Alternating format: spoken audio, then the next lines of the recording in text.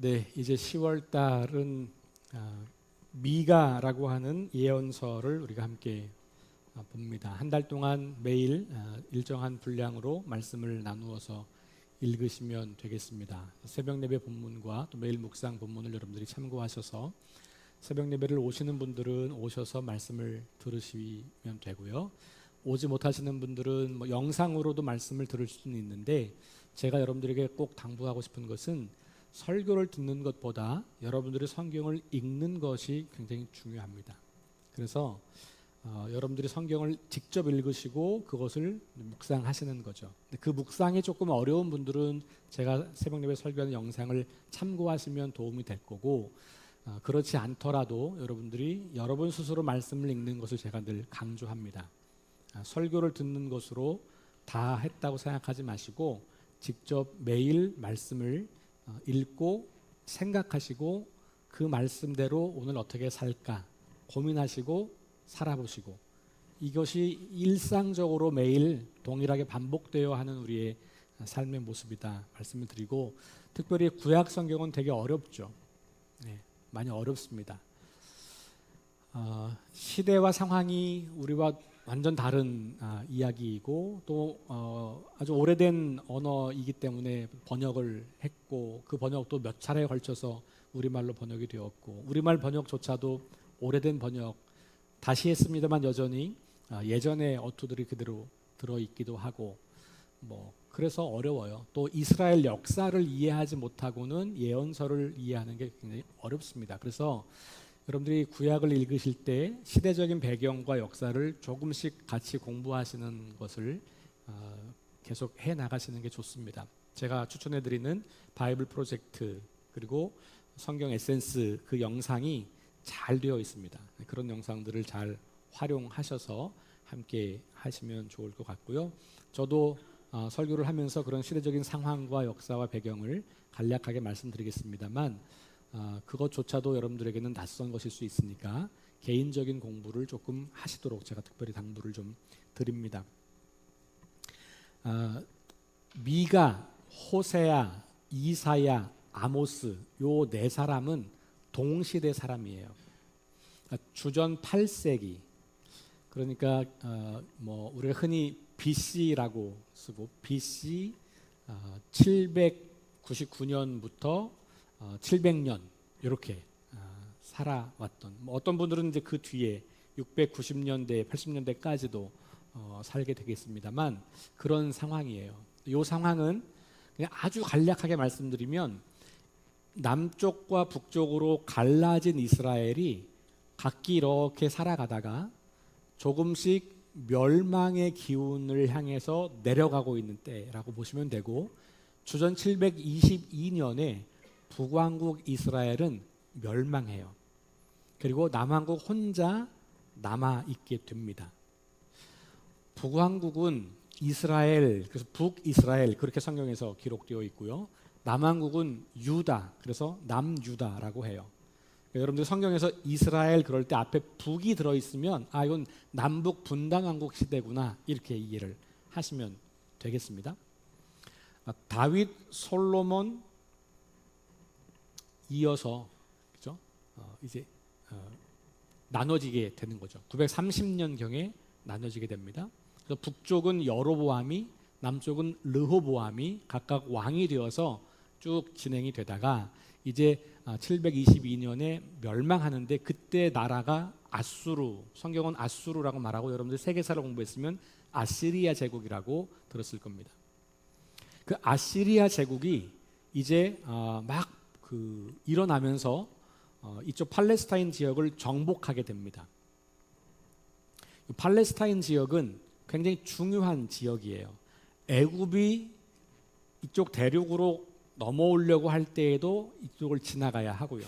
또 이쪽에 지금 이란이나 이라크가 있는 이쪽에 있는 강대국들이 애굽을 삼키려고 해도 팔레스타인을 지나가야 돼요.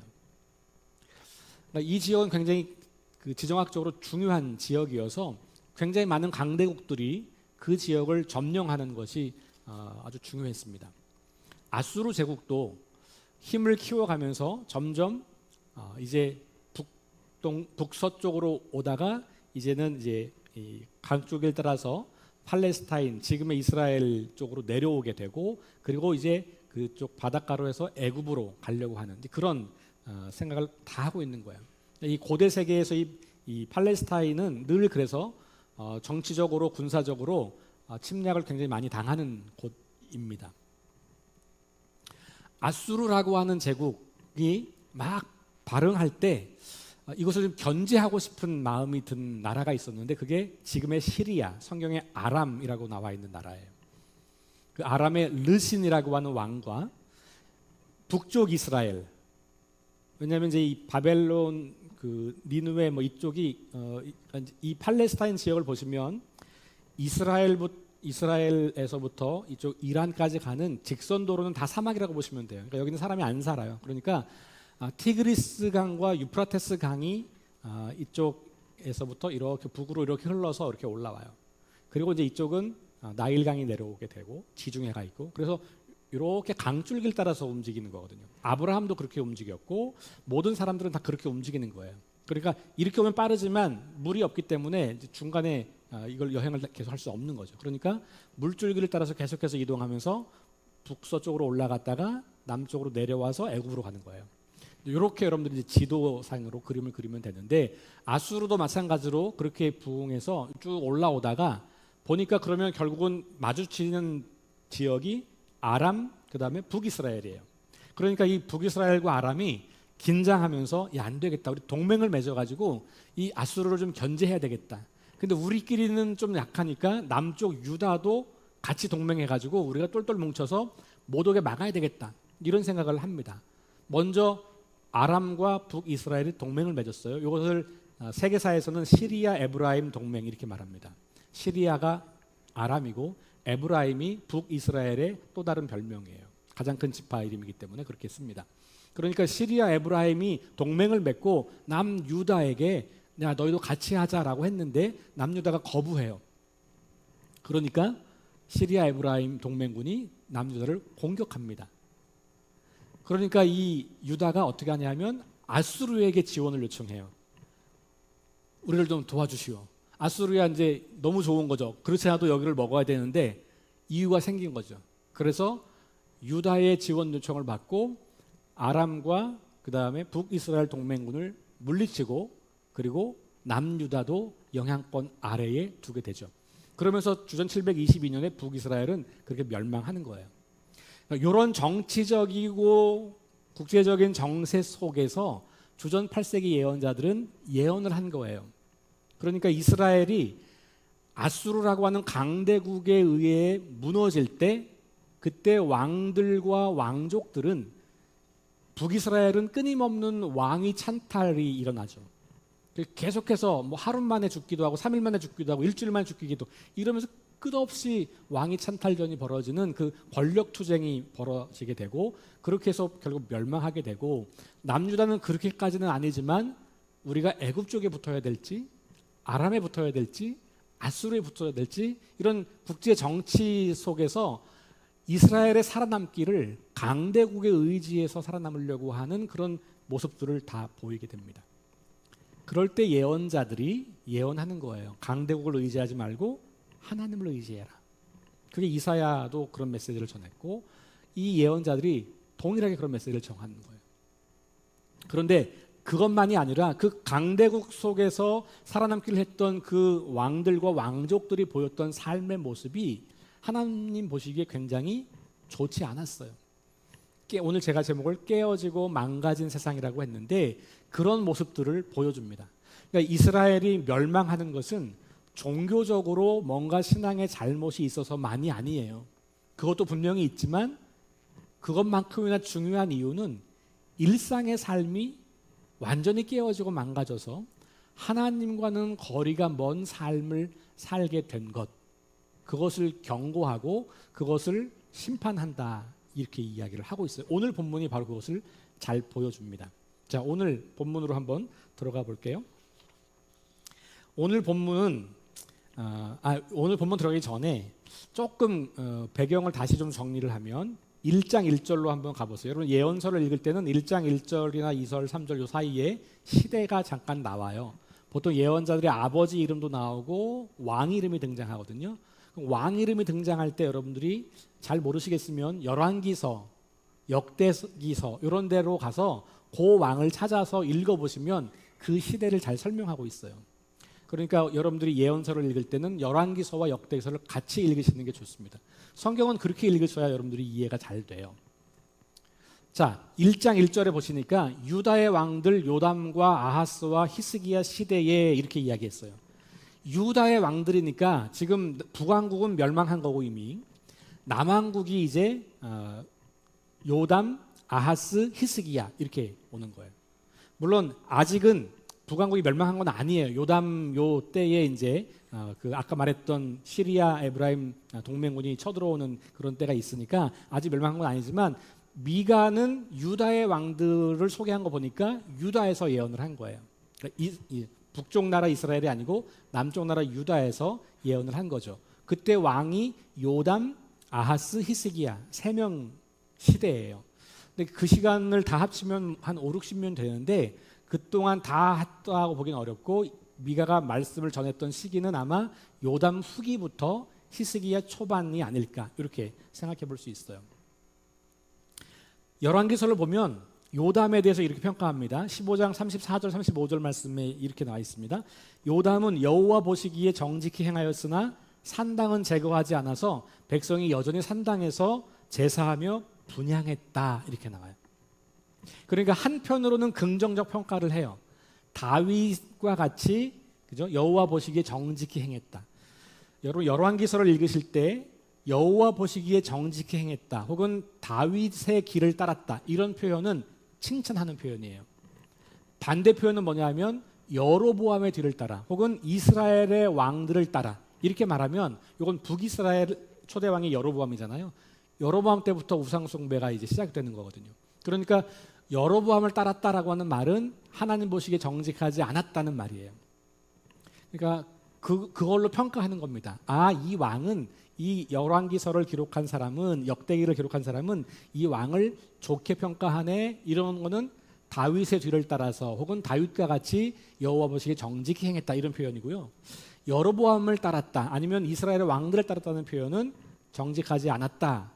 이 정직이 단순히 거짓말을 안 했다는 말이 아니고 하나님 보시기에 라고 하는 말이니까 하나님을 잘 섬기지 않았다라는 말로 크게 볼 수가 있는 거예요. 어쨌든 그렇게 평가합니다.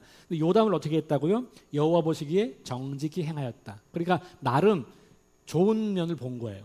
그런데 한계가 있었어요. 그게 뭐냐면 그런데 산당은 제거하지 못해서 백성들이 여전히 산당에서 우상을 섬기는 일을 방치했다는 거예요. 그러니까 반반 이렇게 평가하고 있는 거죠.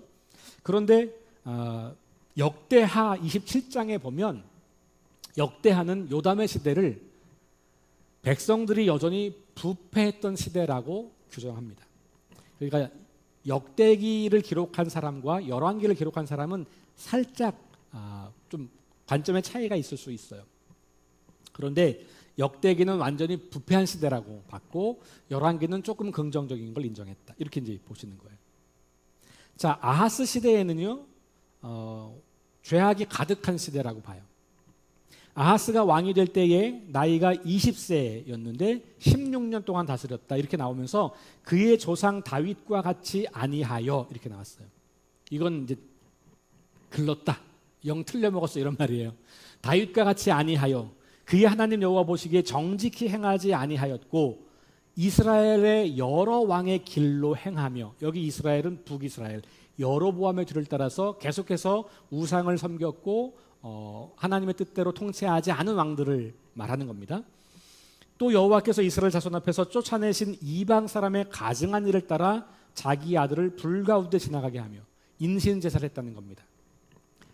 인신제사는 하나님께서 강력하게 금지하신 법이에요. 가나안 주변 나라들에서는 자녀들을 바쳐서 제물로 바쳤던 그런 경우들이 있었거든요. 요즘에 그 마야 문명 관련해 가지고 무슨 뭐 TV에서 형 따라 마야 하여튼 그런 거 있더라고요. 그 연예인 몇 명이 가가지고 그 마야 문명 여행. 근데 거기에도 보니까 그 마야 문명 당시에 인신 제사 했던 것들이 흔적이 남아있다. 뭐 이렇게 이야기하더라고요. 그러니까 고대 종교에서 사람을 또 자기 아들을 이렇게 제물로 바쳤던 일들이 종종 있었습니다. 근데 하나님은 그것을 굉장히 엄격하게 금하죠. 어쨌든 그런 것들을 이 아하스가 했다는 거예요. 또 산당들과 작은 산 위와 모든 푸른 나무 아래에서 제사를 드리며 분향하였더라. 이런 표현들. 그래서 아하스 시대는 죄악이 관영한 시대라고 볼 수 있습니다. 그리고 시리아와 에브라임 동맹을 이제 맺으면서 이 아수르가 막 등장할 때, 그때가 이제 이런 아하스 왕과 좀 관련이 있다고 볼 수가 있겠고요. 아하스는 그래서 그 아수르에 의해서 이제 무너지게 됩니다. 그리고 다시요. 이 아하스는 무너지는 게 아니고 이제 북왕국이 무너지고, 이 아하스는 그 북왕국이 무너질 때 아수르로 갑니다. 가가지고 그 아수르 왕을 만났고 거기에서 이 다메섹에 갔다가 거기서 큰 제단을 봐요. 그러니까 아수르 사람들이 우상을 섬기는 제단을 보고 그 본을 본떠서 예루살렘 성전을 개조합니다. 그러니까 이스라엘의 가장 깊은 신앙의 이 중심지까지도 아수르의 영향을 받게 되는 일까지 하게 되죠. 히스기야는 초기의 히스기야는 비슷했어요. 성전에 있는 금덩어리 다 떼어가지고 이 아수르에게 바치기도 하고 이런 일들을 했습니다. 물론 나중에 그는 조금 좋은 왕으로 평가를 받긴 합니다만 초기의 히스기야는 그랬고, 아마도 미가 당시의 히스기야는 그렇게 썩 좋은 모습이 없었던 것을 우리가 볼 수 있습니다. 자, 그러면 요 미가 선지자가 이렇게 활동할 때 요담, 아하스, 히스기야 이 왕들이 결국은 이 국제관계 속에서 아수르의 영향을 주고받으면서 종교도 그리고 정치도 그리고 일상의 삶도 무너지기 시작했다고 하는 것을 우리가 보게 되고, 그 시대에 어떻게 하나님의 거룩한 백성들을 살아갈 것인가를 외쳤던 사람들이 예언자들이다라고 보면 될 것 같습니다. 자, 오늘 본문으로 그러면 가보면 그 당시 이 유다 사람들은 어떻게 살았길래 하나님 보시기에 악한 사람 그리고 완전히 부패한 사람들이었는가? 자, 1절 말씀, 오늘 1절 말씀 이렇게 나오죠. 그들이 침상에서 죄를 꾀하며 악을 꾸미고 그랬어요. 침상이라고 하는 것은 잠자리. 잠자리에 들어서도 뭘 생각하냐면 악을 꾸미는 거예요. 죄를 꾀하는 겁니다. 근데 잘 생각해 보시면 그들이 그걸 생각하는 사람들이, 계획하는 사람들이 그걸 악이나 죄라고 생각할까요? 그러지 않을 겁니다. 뭘 계획할까요? 나한테 유리한 게 뭘까를 계획하겠죠. 어떻게 하면 나한테 좀 더 많은 이익이 올까를 생각하겠죠. 어떻게 하면 내가 조금 더 많은 것을 가질까를 생각하겠죠. 어떻게 하는 것이 나한테 더 좋을까를 고민하겠죠. 그런데 이 선지자는 그것을 죄와 악으로 보는 거예요.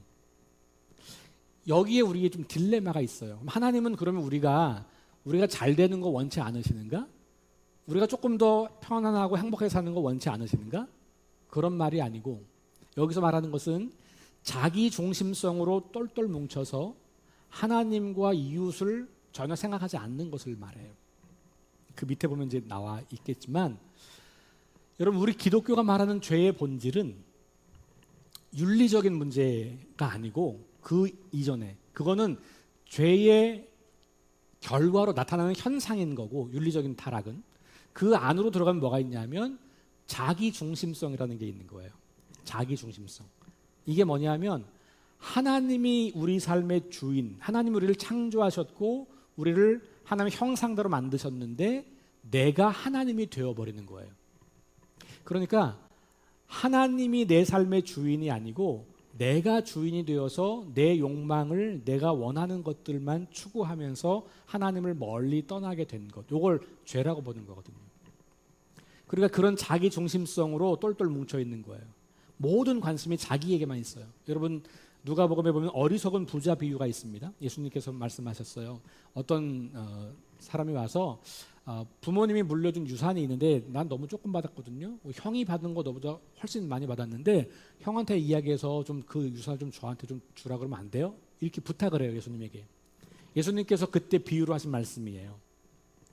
그 말씀이 뭡니까? 어떤 사람이 큰 소출이 들어가지고 창고를 막 다 뜯어서 새로 크게 져야만 이 곡식을 다 저장할 수 있을 만큼 큰 풍년이 든 거예요. 그러면서 이 사람이 혼자 생각하면서 야, 어떻게 내가 이 모든 것을 나를 위해서, 내 영혼을 위해서, 내 곡간을 헐고 다시 지어서 나를 위해서 쓸까? 끊임없이 나라는 주어가 반복돼요. 6번인가 7번인가 반복돼요, 그 본문이. 나, 내 곡간, 내 영혼, 내 곡식, 이런 거예요. 근데 예수님께서 오늘 밤 이 영혼을 하나님이 데려갈 수도 있다라고 말하면서 어리석은 사람이요 이렇게 말하잖아요. 재테크하면 다 어리석은 건가? 그죠? 저축하면 다 어리석은 건가? 우리 그렇게 질문할 수 있잖아요. 그런 극단적인 얘기를 하려고 하는 게 아니고 오늘 우리는 이 땅을 살아가면서 우리가 허락하시는 것들을 가지고 어느 정도 우리를 위해서 재산을 가지고 있어야 하겠죠. 그러니 여러분 다 저축도 하시고 재테크도 하시고 주식도 하시고 보험도 하시고 다 하시잖아요. 저도 해요. 네. 작지만 여러분, 그런데 그것이 우리 삶의 중심이 되느냐 아니면 그것을 가지고 하나님의 거룩한 일에 쓰임 받기 위해서 하느냐는 차이가 있는 거예요. 동기와 목적의 차이가 있는 것이죠. 어쨌든 조금 벗어났으면 다시 돌아가면 이때 이 사람들은 밤에 잠자리 들 때마다 내가 어떻게 하면 내일 더 많은 돈을 벌까? 내가 어떻게 하면 더 부자가 될까? 어떻게 하면 더 힘이 세질까? 어떻게 하면 내게 더 많아질까? 여기만 관심이 있었던 거예요. 그 관심 자체가 나쁜 건 아닌데 그 관심이 하나님을 떠나게 하고 자기가 세상의 주인인 것처럼 살게 되면 문제가 되기 시작하는 거죠. 그러니까 선을 긋는 것 굉장히 중요한 것이에요. 선을 긋는 것. 이 사람들은 선을 넘었어요. 자, 여러분 밤에 잠자리에서 무슨 생각하세요? 어쩌면 저는 이 본문을 보면서 우리가 잠들기 전에 우리가 뭘 보고 뭘 생각하는가가 우리의 정체성과 굉장히 밀접한 관련이 있지 않을까 하는 생각을 좀 해봤어요. 오늘날은 뭐 거의 많은 사람들이 밤 늦게까지 TV를 보거나 아니면 유튜브를 보시다가 그냥 그걸 껴안고 잠들잖아요. 그죠? 저도 가끔 그럴 때 있어요. 아주 피곤한 날은 저도 그냥 아무 생각 없이 그냥 이렇게 뭘 좀 보면서. 여러분, 그런데 우리가 매일이 그렇다면 여러분 그 잠자리에 들기 마지막 시간에 우리는 뭘 해야 될까요? 어쩌면 그것이 우리가 어떤 사람인가를 설명하는 아주 중요한 기준 중에 하나일지 모르겠다. 이건 아주 은밀한 것이어서 여러분들이 아무에게도 말하지 않는 거고 아무도 모르는 것이겠지만 어쩌면 하나님은 그걸 다 보고 계신 거죠. 우리가 잠들기 전에 잠자리에서 뭘 생각하고 뭘 계획하고 뭘 구상하는가. 그때 우리는 끊임없이 자기 욕망과 자기 탐심을 추구하는 것을 혹은 자기의 즐거움과 쾌락을 추구하는 것에 관심을 두고 있는가, 아니면 내일 날이 밝으면 나는 어떻게 거룩하게 살 것인가? 내일 하루를 나는 어떻게 하나님 앞에서 합당하게 살 것인가? 오늘 하루를 내가 이렇게 묵상하고 이렇게 살아왔고 이렇게 했는데 내일은 어떻게 더 잘할까? 이런 걸 고민하고 사는지 여러분들 어떠신지 모르겠어요. 어쩌면 그게 우리의 정체성, 굉장히 중요한 정체성일 수 있겠다. 이때 이 시대 사람들은 침상에서 죄를 꾀하고 악을 꾸미는 사람들이었어요. 자, 두 번째는 그렇게 하다가 그것이 날이 밝으면 어떻게 해요? 그걸 행했어요. 그러니까 이 사람들은 나쁜 짓 한다고 생각하지 않아요. 그죠?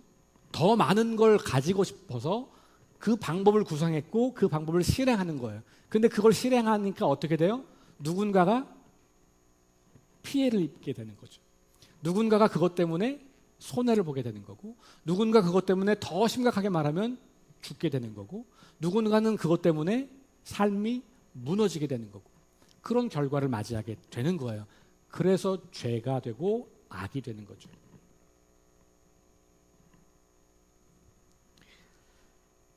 자, 1절 후반절에 보니까 그 손에 힘이 있으므로 그것을 행하는 자 이렇게 나왔어요. 그러면서 그들에게 지금 미가 선지자는 화 있을진저 이렇게 말하는 거예요. 너네 이제 다 죽었어. 너네 망해. 하나님이 너네 가만히 안 두실 거야. 이렇게 이야기하는 거거든요.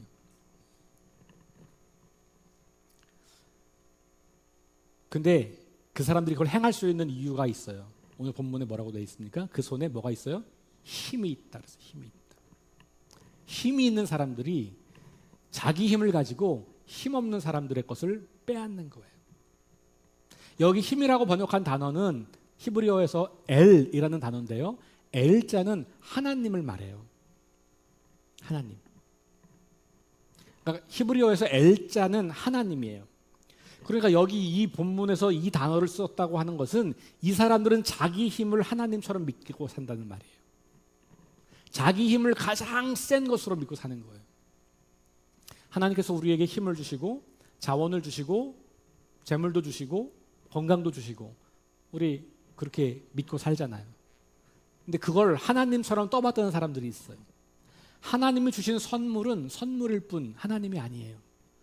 하나님이 주신 선물을 대하는 바람직한 태도는 그 하나님을 생각하며 하나님이 왜 나한테 이걸 주셨지? 이걸 어떻게 사용해야 되지? 그걸 생각하는 사람이에요. 그러니까 우리는 밤에 나에게 주어진 걸 더 많이 얻으려고 하는 노력이 아니라 나에게 주신 것을 어떻게 하면 잘 사용할까? 하나님 기쁘시게.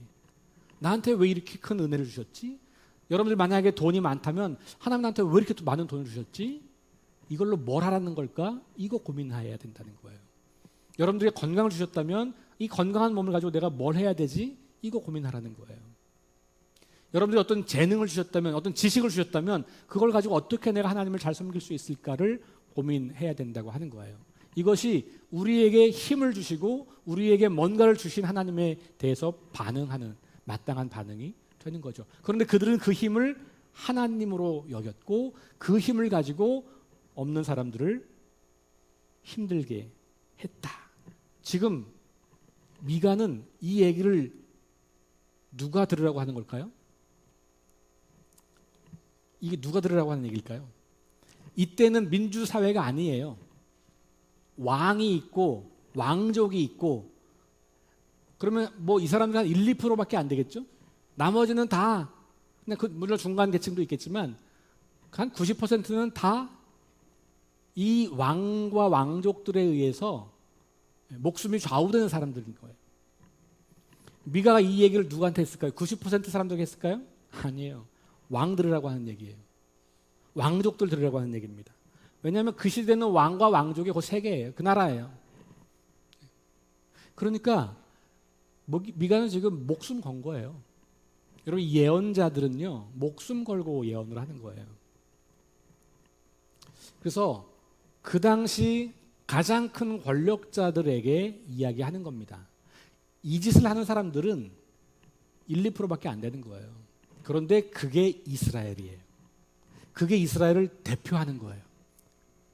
그 시대가 그런 시대였던 거죠. 그래서 미가는 지금 그런 사람들에게 이야기하는 거예요. 2절 볼까요? 그들이 행한 짓이 뭔지? 밭들을 탐하여 빼앗고 집들을 탐하여 차지하니 그들이 남자와 그의 집과 사람과 그의 산업을 강탈한다 그랬어요.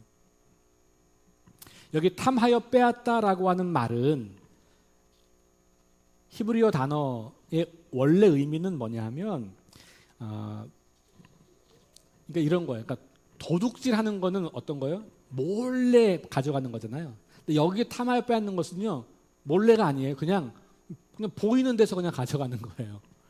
이걸 조금 더 확장해 보면 합법적으로 가난한 사람들을 착취하는 거예요. 합법적으로. 대표적인 게 뭘까요? 구약 성경에서 계속 나오는 이야기가 뭐냐면 사람이 너무 가난하니까 어때요? 부자에게 뭘 빌리겠어요? 돈을 빌리겠죠? 아니면 땅을 빌리겠죠? 근데 기간이 되면 갚아야 되잖아요. 그럼 못 갚으면 어떻게 될까요? 이제 내가 종이 되는 거예요. 내 생명이 그 사람에게 붙잡히는 거죠. 예수님도 그런 비유를 많이 이야기했잖아요. 그러니까 이게 예수님 시대에도 그러니까 이 제국 봉건주의 시대에는 이게 굉장히 강했죠. 지금 민주사회니까 그런 게 없나? 생각해 보면 그렇지 않아요. 지금도 그런 게 있을 수 있어요. 그러니까 우리가 법을 잘 만드는 게 굉장히 중요한 거고, 그래서 법을 만드는 사람들 가운데 우리 그리스도인들이 잘 들어가 있어야 하는 것도 굉장히 중요한 일 중에 하나인 것 같아요. 어쨌든 이 단어는 결국은 상대방이 알고 있는데 어쩔 수 없이 빼앗길 수밖에 없는 상황, 그걸 묘사하는 단어인 거예요. 밭이나 집이나 사람이나 산업을 그냥 보는 데서 혹은 그냥 합법적으로 빼앗아 갈 수 있는 그런 사람들 힘이 있는 사람들인 거죠. 지금도 힘이 있는 사람들은 법을 잘 교묘하게 이용해서 그런 일들을 할 수 있어요. 그러니까 이거는 법이 완벽할 수는 없으니까 문제는 그런 사람이 그렇게 타락하면 그런 세상이 되는 거죠. 그런데 여러분, 구약 성경에서 이스라엘 백성들의 역사를 잘 생각해 보면 애굽에서 노예처럼 살았어요. 비인간적인 삶을 살았던 이스라엘이죠. 그들을 하나님께서 구원하셔서 가나안 땅으로 데리고 왔어요. 데리고 와서 이 땅에 정착해서 살면서 더 이상 옛날처럼 살지 말고 혹은 너희를 억압하던 그런 제국처럼 살지 말고 하나님 나라 백성답게 살아 라고 해서 준 게 뭐예요? 율법이에요. 그러니까 적어도 이스라엘 백성들에게는요, 율법은 하나님 백성이기 때문에 하나님 백성다운 삶을 살기 위해서 지켜야 하는 것들이었어요. 그런데 이 시대, 왕조 시대가 되면서 그것이 점점 사라져버리죠. 실제로 신명기를 읽어보면 왕이 해야 하는 중요한 일은 뭐냐면 율법을 잘 기록하고 보존하고 가르치는 거예요. 그게 이스라엘 왕이 해야 할 일이에요. 그런데 그 율법을 다 어겨버리는 거죠. 특별히 이스라엘 백성들에게 굉장히 중요한 법이 있는데 그게 뭐냐면 안식일, 안식년, 희년이에요. 안식일은 7일에 한 번 돌아오는 거잖아요. 6일 일하고 하루 쉬는 거 안식일. 안식년은 6년 일하고 1년 쉬는 거. 근데 요 안식년이 되면 땅도 쉬고요. 심지어는 빚도 탕감해 주고요. 그다음에 또 어떻게 해요? 노예도 탕감해 자유를 주고. 그리고 그걸 또 7년을 더 지나면 50년째가 희년. 이 희년 때는 뭐 완전한 자유를 주는 거잖아요. 그러니까 이스라엘 백성들이 땅과 사람을 영원히 누군가가 소유한다. 이거 하나님 생각과 멀다고 말씀하시는 거예요. 그러니까 그런 세상을 만들고 싶었던 거죠. 그런데 그런 세상에서 이 왕이 등장하기 시작하면서부터 이스라엘은 점점 그런 것과 멀어지게 되는 거죠. 자, 레위기 19장 13절 말씀에 이런 말씀이 있어요. 너는 내 이웃을 억압하지 말며 착취하지 말며 품꾼의 삭슬 아침까지 밤새도록 내게 두지 말며라 그랬어요. 이거 이스라엘 백성들한테 굉장히 중요한 율법이에요. 모든 율법을 요약하면 뭐죠? 하나님을 사랑하고 이웃을 사랑하는 거잖아요. 이웃을 사랑하는 것 안에는 이렇게 사람들을 착취하거나 사람들을 무시하거나 사람들이 생명을 위협받도록 하는 일들을 금한 거예요. 근데 그거를 뭐라고 말했냐면 억압하지 말고 착취하지 말라 이렇게 이야기한 거예요. 이 단어가 오늘 우리가 읽은 말씀에 강탈하다라는 말이에요. 2절에 강탈하다. 그러니까 앞에 탐하여 빼앗다는 말과 강탈하는 단어가 좀 달라요. 이 강탈하다는 말은 억압하다, 압제하다라는 말인데 레위기에서 이 단어를 이미 썼어요. 그러면서 특별히 예를 든 게 뭐냐면 품꾼의 삭슬 아침까지 밤새도록 내게 두지 마라. 이게 무슨 말이에요? 나를 위해서 일한 그 품꾼의 삭슬 그때 바로 지급하라는 거예요. 임금 체불하지 말라는 겁니다. 오늘날 우리 이 민주사회에서도 임금 체불하는 고용주들이 있단 말이에요. 혹은 임금을 제대로 안 주는 고용주들이 있단 말이에요. 이 아르바이트 하는 학생들이 그런 피해를 많이 당해요.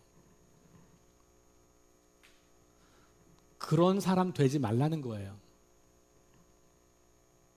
그러니까 이거 굉장히 우리 일상생활에 굉장히 연결되어 있는 거죠. 만약에 내가 어떤 직장을 운영한다면 오늘 이 말씀을 우리는 잘 들으면서 나와 함께 일하는 사람들의 임금을 내가 제대로 정당하게 잘 줘야 된다. 이 말씀하는 거죠. 오히려 그런 사람들 것을 착취하면 안 된다. 그런 이야기하는 거예요. 근데 그런 행동들이 바로 뭐다?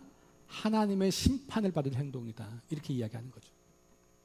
근데 이게 지금 사회에도 굉장히 어떤 분들한테 불편한 이야기가 되는데, 이 고대 사회의 왕과 왕족들이 이 얘기를 듣는다 그러면 이 미가는 죽일 놈이죠. 그러니 왕들이 예언자들을 막 죽이려고 했던 경우들이 종종 있잖아요. 자, 오늘 이 미가는 구약 성경에서 말하고 있는 하나님 나라의 가치, 공의와 사랑, 하나님을 사랑하고 이웃을 사랑하는 그 가치가 완전히 망가져서 잠이 들 때마다 어떻게 하면 남의 것을 더 빼앗고 힘없는 사람들 걸 내가 강탈해서 내 걸 더 채울까를 고민하고 있던 그 당시 사람들에게 경고의 말씀을 하는 거예요. 너네들 그렇게 살면 하나님이 가만 안 놔둘 거야. 너희들 망하게 돼. 그 실제로 이스라엘의 멸망은 그런 것과 관련이 있는 거라고 이스라엘 이 성경의 저자들은 기록하고 있는 거예요. 그러니까 우리는 계속해서 예배를 잘못 드려서 우상을 섬겨서 이렇게만 알고 있지만 성경에는요, 그 얘기 이상으로 많은 이야기가 이 땅에서 불의한 삶을 사는 사람들에 대한 심판이에요. 오늘 우리 이 시대에도 우리가 귀담아 들어야 할 이야기인 겁니다. 미가는 가진 자가 더 많은 것을 가지려고 없는 자의 것을 합법적으로 빼앗는 것이 일상이 되어버린 세상 속에서 그 깨어진 세상을 향하여서 하나님의 심판을 선포했던 것이지요. 거룩한 하나님 나라 백성들이 살아가는 삶이라고는 손톱만큼도 찾아볼 수 없었던 그 시대에 하나님의 준엄한 심판을 외친 겁니다. 오늘 3절 이하로 가면 하나님이 이런 세상을 가만두지 않겠다고 말하는 거예요. 3절. 그러므로 여호와의 말씀에 내가 이 족속에게 재앙을 계획하였나니, 하나님께서 이런 사람들에게 재앙을 내리시겠다라고 말하는 거죠. 그러면서 뭐라고 말합니까? 너희의 목이 이에서, 여기 이는 재앙이죠. 재앙에서 벗어나지 못할 것이다. 교만하게 다니지 못할 것이다. 이는 재앙의 때다. 이렇게 이야기하는 거죠. 우리 지난주 데살로니가서에서 주의 날, 마지막 심판 이렇게 얘기했잖아요. 이런 것이 이 예언자들의 메시지로부터 흘러나오는 이야기들이거든요. 그러니까 이 사람들도 지난주로 보면 똑같은 거예요. 세상의 어둠 속에 있는 사람들인 거예요. 빛을 못 보는 사람들인 거예요. 그래서 하나님의 그 계획과 하나님의 위대하신 사랑을 보지 못하고 자기들에게만 시선이 매몰되어서 그렇게 살아가는 사람들, 그런 사람들에게 하나님의 때, 심판의 때가 온다는 이야기를 하고 있는 거죠. 재미있는 표현이 목에서 벗어나지 못한다는 표현이에요. 이 표현은 이 고대 사회에 전쟁에서 포로가 되면 어떻게 했냐면 목에다 줄을 매가지고 끌고 갔어요. 우리 옛날 조선시대 이럴 때도 보면 죄인들 목에다가 이렇게 뭐 채우잖아요. 목에다 뭘 채우면 모든 자유가 다 박탈되는 거거든요. 그러니까 교만한 건 뭐예요? 근데 반대로 목에 내가 힘주고 뻣뻣하게 하는 거잖아요. 그냥 모기를 누군가에게 잡히면 그러면 패배한 거고 멸망한 거고 포로로 잡혀가는 거예요. 그걸 지금 연상하는 거죠. 그러니까 너희가 포로가 될 거야. 너희가 강대국에 짓밟힐 거야. 이런 이야기를 묘사하고 있는 거죠. 자, 4절.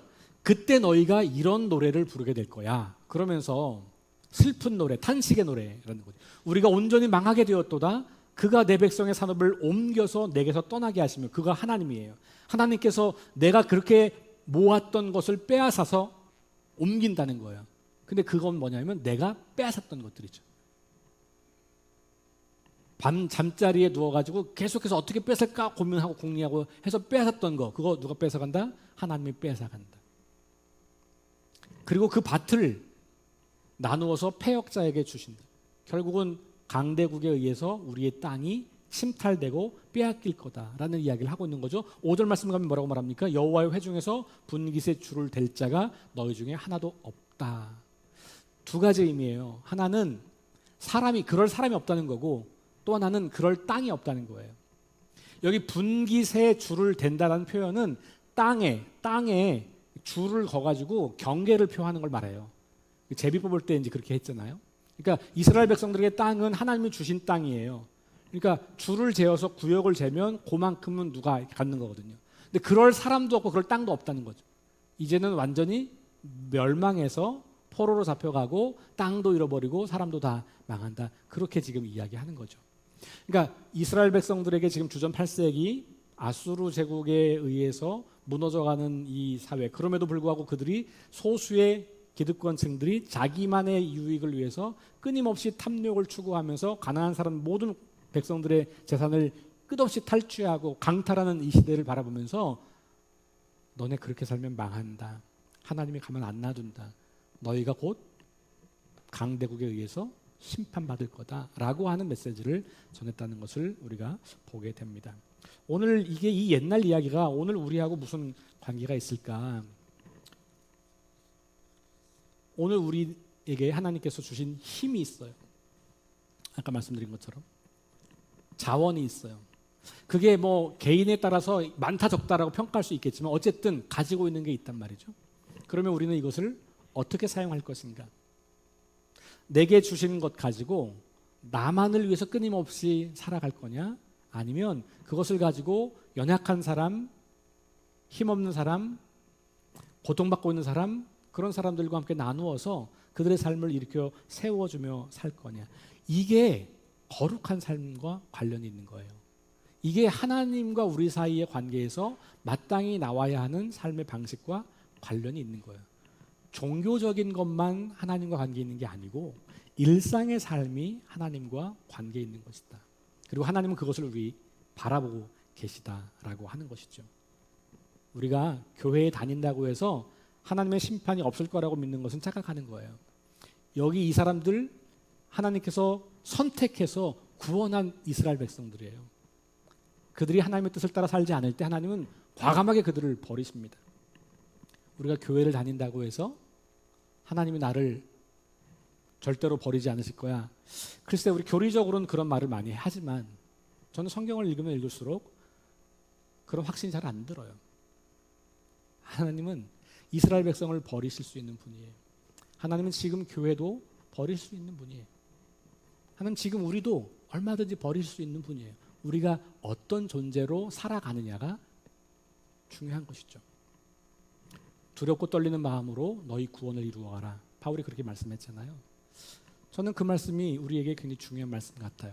오늘 이 미가서를 읽으면서도 혹시 우리에게 이와 같이 침상에서 우리가 죄를 꾀하고 악을 추구하고 살아가는 건 아닌지, 우리에게 주어진 힘과 자원을 가지고 끊임없이 나만을 위해서 살아가는 것은 아닌지를 돌아보면서 오늘 이 세상도 그렇게 깨어져 망가져 있는 것을 우리가 보게 되고, 그럴 때 우리 그리스도인들은 이 세상에서 어떻게 살아가야 할 것인가, 다시 하나님의 공의와 사랑을 따라서 살아가는 삶을 결단하고 그렇게 살아가는 것이 우리가 해야 할 일이 아닌가 하는 생각을 배워보게 되는 거죠.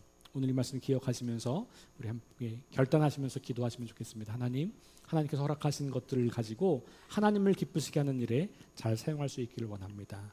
나도 모르는 사이에 혹시 내가 하고 있는 일이 힘없는 사람들, 연약한 사람들, 그 사람들을 착취하거나 강탈하거나 빼앗는 건 아닌지 돌아보기 원합니다.